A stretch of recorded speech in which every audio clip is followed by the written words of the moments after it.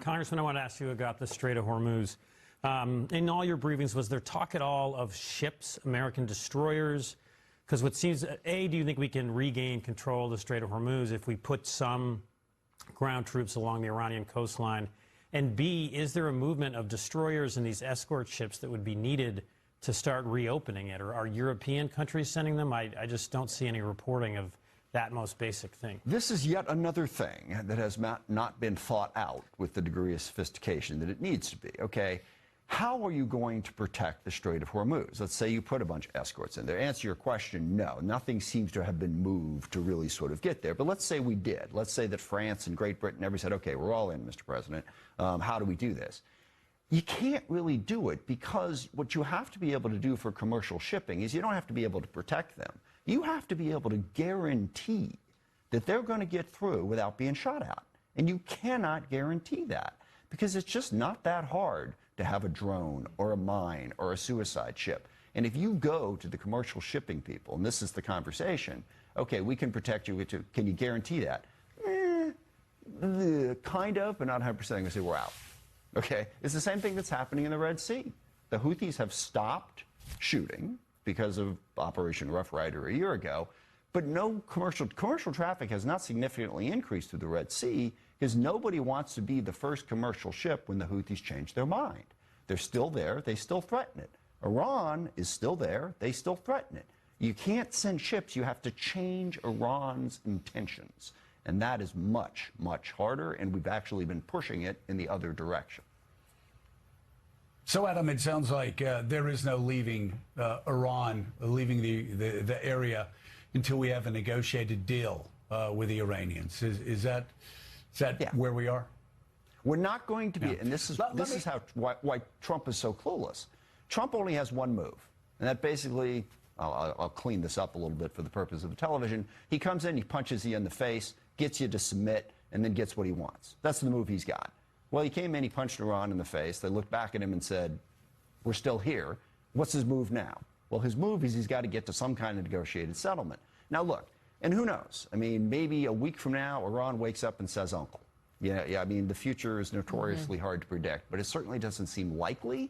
And if that's the case, then the only path is some sort of negotiated settlement. And we've weakened our position in that because Iran took our best punch. They're still standing. And remember, they don't have to do that much. They just have to survive and be able to threaten us. We have to be able to defeat them because Trump started this war. Well, and as you said, we never know what's going to happen a week from now. I mean, the collapse of the Soviet Union taught us that.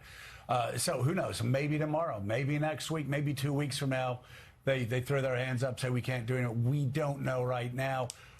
But based on what we know, the chaos, the economic chaos, what's going on in the Straits, the fact that as of this Monday morning, Iran appears to be able to continue striking back not only at the United States, but our allies in the region.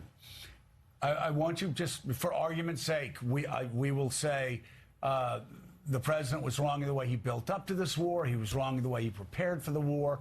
But where we are now, I know you, like me, after Vietnam, after Iraq, after Afghanistan, we don't want to see this end in failure. So if you're talking to the president this morning, what is the best way forward for the United States to have an achievable win based on your decades of public service and studying this area? What is our best way forward to get an achievable U.S. victory? Two quick things about that. First of all, I learned a slightly different lesson from those examples that you said. I don't buy into the sunk cost fallacy. I don't buy into the idea that, well, we started it, we've had all these losses, we can't possibly quit now. I think we stayed in Afghanistan for 10 years longer than we should have because of that sunk cost fallacy. I think we need to learn that lesson. So I don't buy into the notion, okay, gosh, if we stop now, it would have been a failure and we'd look back. No, stop it now, all right? Because nothing better is going to happen. We're going to, the risks, the loss, the cost, negotiate the best possible ceasefire you can in this moment and begin to plan for some sort of negotiated end. The longer this war goes on, we've already seen the war in Lebanon kick off. That has spread. We've seen, gosh, what, 14 different countries hit. You know, we had 10 service members injured at a base in Saudi Arabia. The longer this goes on, the more we will lose. Now, if someone can come to me and say, hey, if we do it for another 6 months, here's what we're going to accomplish, I just don't see that argument fundamentally changing the Iranian regime. We degrade them a little bit more. That's not enough of a gain for the cost. So I think we ceasefire, negotiate an end as soon as possible, stop the war as soon as we can. Okay. So that's so for you, the best way forward, stopping the war as soon as possible and bringing the troops home. Yeah, which means we're all relying on Jared Kushner. And I don't mean that as facetiously as I just made it sound. You know, he's apparently out there, he's negotiating, trying to get the Pakistanis to talk to someone else. That's the negotiated piece of it. And on the military side, the military just says, hey, they tell us what to blow up, we blow it up. This is, right now, it's the diplomatic side that is crucial to getting us to some kind of mitigated damages outcome here. Well, and you are right, and that will depend in large part on Jared. Ranking member of the House Armed Service Committee, Democratic Congressman Adam Smith of Washington. Thank you so much for being with us, and thank you for your absolution. I greatly appreciate it. Anytime. Good to have you, sir. Let me ask David the same question before we go to break. David Ignatius, for you.